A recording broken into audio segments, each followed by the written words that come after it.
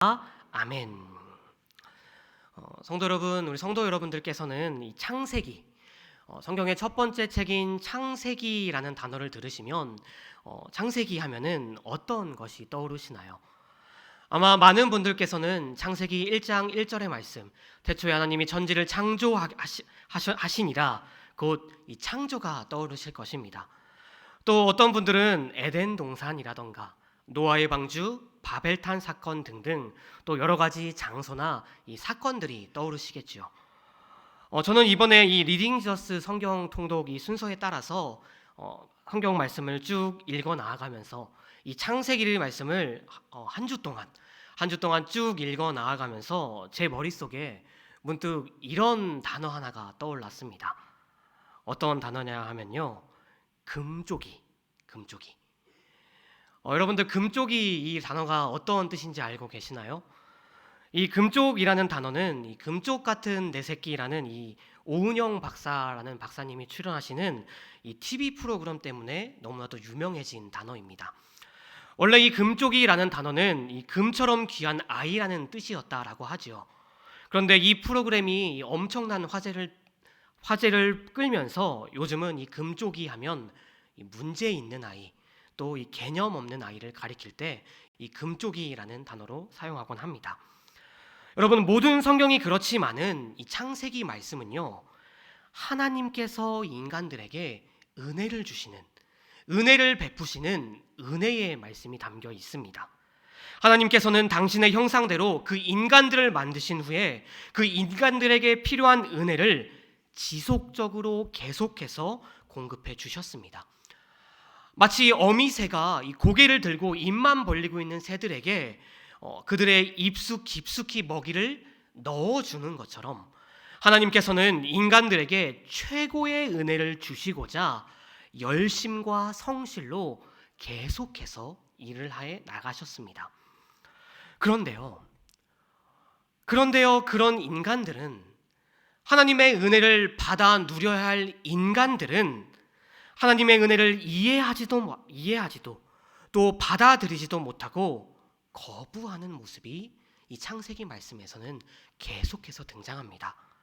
그게 한두 번도 아니고 창세기에서는요, 계속해서 반복적으로 끊임없이 이런 이야기가 계속해서 전해지고 있죠. 아담의 불순종, 가인의 살인, 노아 시대의 죄악, 바벨탑 건축 등등 인간들은 끊임없이 또 창의적으로 하나님을 배신해 나아갑니다. 심지어는 호되게 혼나고도 하나님께 이 회초리까지 맞고 난 후에도 그들은요 또다시 하나님을 배신해 나아갑니다. 이런 인간들의 모습을 보면서요, 제 머릿속에 진짜 금쪽이들밖에 없네, 진짜 이 역대급 금쪽이가 여기 있구나라는 생각이 들 수밖에 없더라고요. 사실요, 이런 이 창세기에 기록된 금쪽이와 이 비교할 만한 금쪽이를 제가 한 명 알고 있습니다. 저 아니고요. 얼마 전에 제가 이 방송에서 봤어요. 이 금쪽 같은 내 새끼라는 이 프로그램에 어떤 한 아이가 출연했는데요. 이 아이는요, 막 화가 나면 이 분노를 참지 못합니다. 어느 정도냐면요, 아마 여러분들도 보신 적이 있으실지도 모르겠는데 자기 눈썹을 뜯어서 그걸 막 먹습니다. 막 머리털도 쥐어 뜯고요, 막 눈썹 뜯고, 막 털이란 털은 다 뜯은 다음에 이 화를 못 견뎌서요, 막 먹습니다. 그뿐만이 아니라 이 엄마가 아픈데요, 엄마를 그 대낮에 한복판에 막 걷어차고 막 머리채를 막 잡고 내동댕이 치는 듯 막 이런 폭력적인 모습이 이 TV 프로그램에 이 금쪽 같은 내 새끼에 나올 정도로 정말 심각한 문제가 있는 이런 금쪽이 한 명이 출연했던 적이 있습니다. 방송이 나간 후에요, 막 인터넷은 난리가 났죠. 메가약이다부터 시작해서 쟤는 안 맞고 자라서 저런다라는 말까지 나오고, 정말 이 별의별 말이 다 올라올 정도로요, 이 사람들의 엄청난 분노를 샀던 이 역대급 금쪽이가 그 프로그램에 나온 적이 있습니다. 이 금쪽이 부모님에게 이 오은혁 박사, 이 박사님이 주셨던 솔루션은요, 사실 정말 간단한 솔루션이었어요. 그냥 내버려 두지 말고 직접적으로 행동하라라는 것이었습니다. 이걸 조금 자세히 들어가 보면요, 첫째로는 떼쓰고 온갖 난리를 쳐도 절대로 지는 모습을 보여주지 말고 단호하게 대처해야 한다. 둘째로는 이 부모 주도권, 저는 잘 모르겠는데요, 이 부모의 주도권을 절대로 놓지 말고 꽉 잡고 대화라던가 여러 가지 행동에 있어서 이 부모 주도권을 절대로 놓지 말라라는 이 솔루션을 그 아이의 부모에게 준 것을 제가 본 기억이 있습니다. 이 솔루션대로 행했을 때요, 이 금쪽이는요, 처음에는 극렬하게 반항을 했습니다. 이 TV 프로그램에 나왔던 그 모습들보다도 더 강하게, 정말 심각할 정도로 더 강하게 반항을 했습니다. 어느 정도였냐면요, 이 제작진이 중간에 끼어들어서 이 부모와 자식을 떼어놓아야 할 정도로 극렬하게 반응을 하더라고요. 그런데 여러분, 이 프로그램이 한 회차, 두 회차, 3회차 이렇게 어느 순간 조금씩 시간이 흐르고 난 후에 그 아이의 모습이 조금씩 변하는 모습이 그 프로그램에 나왔습니다. 정말 놀랍게도요, 이 아이의 행동들이 교정되더라고요. 제가 그 방송을 보면서 와, 이게 되네라는 그런 감탄사가 제 입에 저절로 나올 정도였습니다. 성도 여러분, 정말 놀랍게도요, 오늘 말씀에 등장하는 이 창세기에 등장하는 그 수많은 금쪽이들을 대하는 하나님의 솔루션도 이와 같습니다. 하나님께서는 하나님의 그 은혜를 거부하는 이 금쪽이들을 교정하시기 위해서 어떤 방법을 사용하시냐면요, 하나님께서 직접적으로 행동하시고 또 그들을 대하시기로, 하나님께서 그들의 주인이시고 왕이시고 그 만물의 창조주이심을 직접적으로 보이시기를 시작하십니다. 어떤 방식으로 하셨냐면요, 바로 한 사람, 오늘 말씀에 등장하는 이 아브라함이라는 이 한 사람을 하나님께서 친히 택하시사 그들을 사용하셔서 모든 사람들에게 풍성한 은혜를 베푸시려는 하나님의 그 구속의 계획을 하나님께서 직접 시행하시죠. 그것이 바로 오늘 우리가 함께 읽은 12장의 내용입니다. 그런데 여러분들은 이 대목에서 이런 의문이 들으시지 않으시나요? 왜 아브라함일까? 왜 하나님께서는 그 창세기의 수많은 금쪽이들의 그 문제를 해결하시기 위해 아브라함이라는 이 한 사람을 특별히 택하셔서 그를 통해 일하셨을까? 도대체 이 아브라함이 뭐가 다르기에 하나님께서는 아브라함의 무엇을 보시고 그를 통해 일하셨던 것일까요? 그런데 성도 여러분, 정말 안타깝게도 우리는요, 그 답을 알 수가 없습니다. 한번 상상해 보죠. 만약 성경에 아브라함이 다른 사람들보다 잘생겨서, 아브라함이 꽃미남이어서 하나님께서 그를 택하셨다라고 여기 기록되어 있다면 우리가 한번 생각을 잘 해보다가 난가? 나도 될 것 같은데 라고도 우리가 한번 착각을 해볼 수 있을 것 같은데요, 정말 아쉽게도요, 성경은 이 이유에 대해서 작은 힌트조차 주지 않고 있습니다. 철저히 성경은요, 이에 대해서 침묵을 지키고 있을 뿐입니다. 그 대신에 성경은 하나님께서 아브라함을 선택하셨다, 하나님께서 많은 사람들 가운데 이 아브라함이란 사람을 특별히 선택하셨다라는 그 사실 하나만을 강조하며 이 창세기의 이야기를 진행하고 있을 뿐입니다. 성도 여러분, 사실요, 성경은 끊임없이 이런 식의 이야기를 전개를 하고 있습니다. 모세, 다윗, 엘리야, 엘리사, 예수님의 12제자들, 그리고 바울, 그 외에도 수많은 하나님의 택함을 받았던 그 사람들, 성경은 왜 하나님께서 그들을 택하셨고 왜 하나님께서 그들을 사용하셨는지를, 왜 하나님께서는 도대체 그들의 무엇을 보고 택하셨는지 그 이유에 대해서 철저히 침묵을 지키고 있다라는 것이죠. 그런데 성경은 하나님께서 그들을 택하셨다라는 그 사실만을 강조하며 성경의 모든 이야기들을, 성경에 담겨있는 모든 이야기의 전개를 하고 있다라는 것입니다. 성도 여러분, 그렇다면 왜 하나님께서는 성경을 이렇게 기록하게 하셨을까요? 왜 하나님께서는 선택의 이유를 알려주시지는 않으시고 오직 선택하셨다라는 그 사실만을 강조하면서 우리에게 이 성경이라는 말씀을 주셨던 것일까요? 그 이유는 분명합니다. 하나님께서 성경을 이렇게 기록하셨던 그 이유는 하나님의 선택은, 이 땅에 있는 모든 하나님의 선택은 전적으로 하나님께 달려 있음을 드러내시기 위해서 선택의 이유를 일부러 가리고 계신 것입니다. 여러분, 하나님의 선택에는요, 인간적인 측면은 절대로 고려되지 않습니다.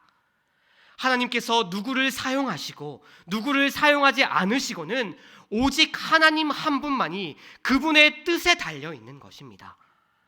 아무리 잘난 사람도 하나님께서 선택하지 않으신다면 하나님께 쓰임을 받을 수가 없는 것이고, 아무리 못난 사람이라고 할지라도, 아무리 부족한 사람이라고 할지라도 하나님께서 선택하셔서 하나님께서 그 사람을 사용하신다면 그 사람은 하나님의 사용을 받게 되는, 하나님께서 귀하게 쓰임을 받게 되는 그런 사람이 되는 것입니다.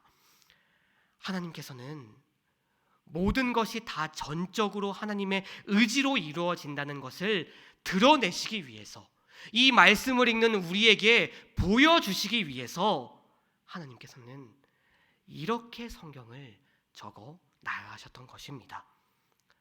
성도 여러분, 우리는 이것을 바로 은혜라고 부릅니다. 진실로 우리는요, 이 모든 하나님의 역사를 은혜라고 부를 수밖에 없습니다.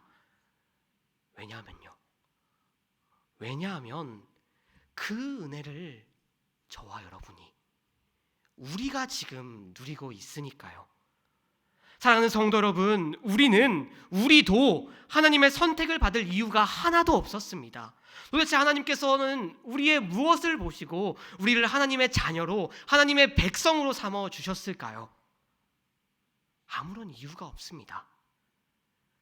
하나님께서 우리를 자녀 삼아 주셨기 때문에, 하나님께서 저와 여러분을 하나님의 백성으로 삼아 주셨기 때문에 우리가 하나님의 자녀가 된 것이고 우리가 하나님의 백성이 된 것임을 우리는 믿어야만 하는 것입니다. 사랑하는 성도 여러분, 하나님을 만나고 싶고 하나님의 뜻을 알고 싶고 또 하나님을 더 알아가고 싶은 그런 마음은요, 결코 누구에게나 주어지는 그런 쉬운 마음이 아닙니다.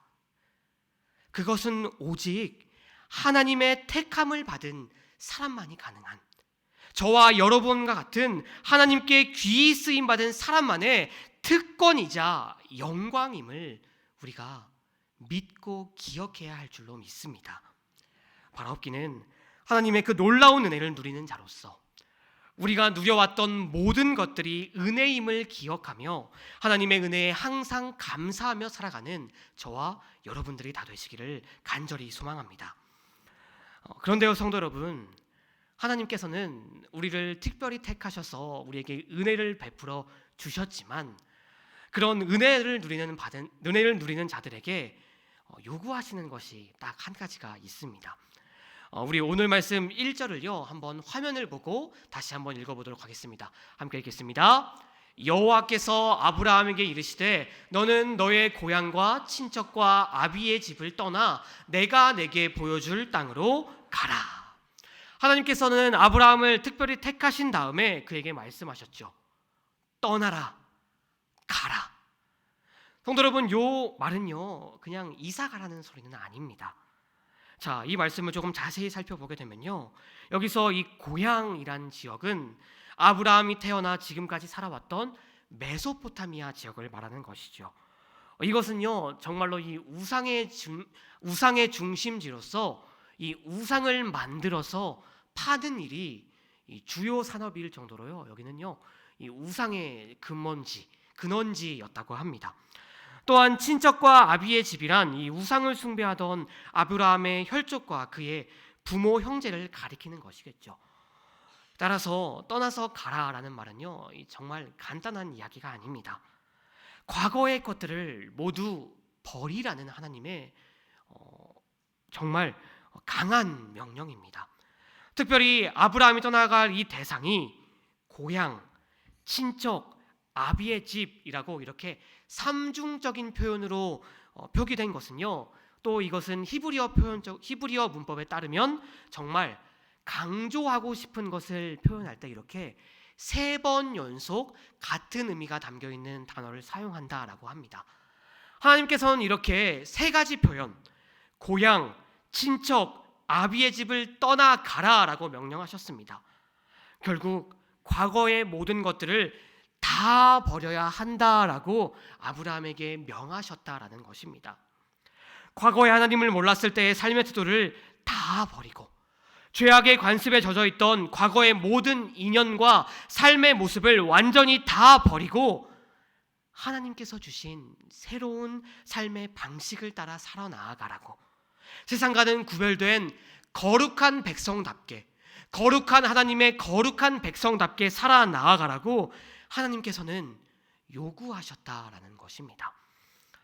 성도 여러분, 하나님께서는요 지금 하나님의 은혜를 누리고 있는 저와 여러분들에게도 이 요구를 똑같이 하고 계십니다.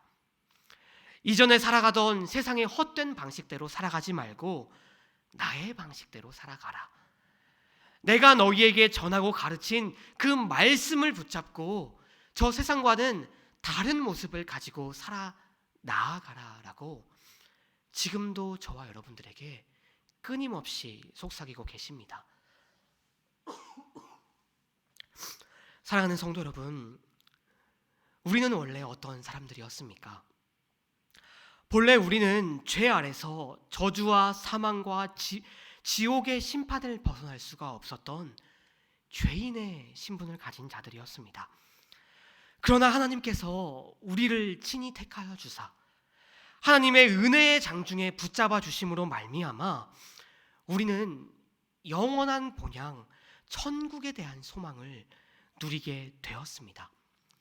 그렇기에 이제 우리는 예수 그리스도와 연합하여 천국 시민, 곧 하늘 백성이라는 새로운 신분을 갖게 된 줄로 믿습니다. 사랑하는 성도 여러분, 신분이 바뀌었다면 그 새로운 신분에 걸맞는 새로운 삶을 살아가는 것이 당연한 진리입니다. 이것은 하나님을 모르는 세상 사람들도 아는 진리이죠. 여러분, 우리가 진노의 자녀일 때는 진노받을 일만을 했을 줄은 모르겠지만 천국이 백성 되었다면 천국 백성다운 모습을 갖고 살아가는 것은요 진리인 것입니다. 바라옵기는 새로운 삶의 증거로서 새 신분에 걸맞는 위의 것을 사모하며 그리스도가 나를 온전히 다스리시도록 믿음의 주요 또 온전히 하시는 이인 예수 그리스도만 바라보는 저와 여러분들이 되기를 소망합니다. 말씀을 맺겠습니다. 성도 여러분, 오늘 말씀의 제목이 무엇이었는지 기억하시나요? 오늘 말씀의 제목이 뭐였을까요? 은혜 있다였습니다. 여러분, 사실 이 은혜 있다는요 2024년 이 중등부 표이기도 합니다. 어떤 의미가 있냐면요, 은혜가 있는 중등부, 또 은혜를 이어가는 중등부에서 제가 은혜 있다라는 표현을 한번 만들어봤습니다. 제가 만들었지만 참 잘 만든 것 같아요. 은혜 있다. 저 오타 아닙니다. 시옷 한 개 맞아요. 은혜 있다. 성도 여러분, 제가 이거를 왜 소개시켜 드렸냐면요. 왜 오늘 말씀의 제목으로 삼았냐면 이 은혜에 있다라는 이 문구가 우리 정윤교회를 잘 설명하는 문구라고 생각하기 때문입니다. 지금으로부터 40년 전에 하나님께서 이 하나님 땅에 그때는 정말 여기 아무것도 없다라고 제가 전에 들었는데요. 이 아무것도 없는 이 땅에 우리 정윤교회를 특별히 선택하여 주셔서 허락하여 주셔서 은혜가 넘치는 교회를 세워 주셨죠. 또 그리고 그것으로 끝나는 것이 아니라 그 은혜를 이어갈 수 있도록 정말 우리 교회에 넘치는 은혜의 복을 가득가득 부어주고 계십니다.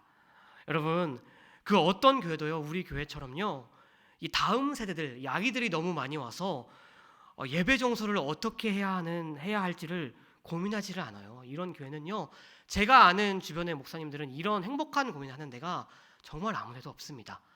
그런데 하나님께서는 우리 교회를 얼마나 사랑하시는지 계속해서 보내주시거든요. 우리가 그 다음 세대들에게 우리가 40년 동안 받은, 이 교회가 40년 동안 받은 그 은혜를 이어가라고 그렇게 수많은 아이들을 이 교회로 보내주신 줄로 저는 믿고 있습니다. 사랑하는 성도 여러분, 은혜에 있다. 우리 정윤교회가 그렇게 은혜를 이어가는, 은혜가 있고 또 은혜를 이어가는 그런 교회가 될 수 있기를 바랍니다. 그런데 여러분, 거기서 끝나는 것이 아니라 우리 교회를 오직 은혜로 택하여 주셨던 것처럼 우리도 그 은혜를 기억할 수 있기를 바랍니다. 우리가 하나님께서 택하여 주신 그 은혜를 기억하면서 오직 하나님의 은혜로 말미암아 하나님을 높이며 하나님께 감사하며 하나님의 역사에 동참하는 그 놀라운 은혜를 부어주셨음을 기억하는 저와 여러분들이 되기를 바랍니다. 그리하여 그 놀라운 은혜를 누리며 또 그 놀라운 은혜가 누리는 그 사람답게 합당한 삶을 살아가면서요, 언제나 주님이 보시기에 칭찬받는 저와 여러분, 또 우리 정윤교회가 되기를 주님의 이름으로 다시 한번 축원드립니다. 기도하시겠습니다.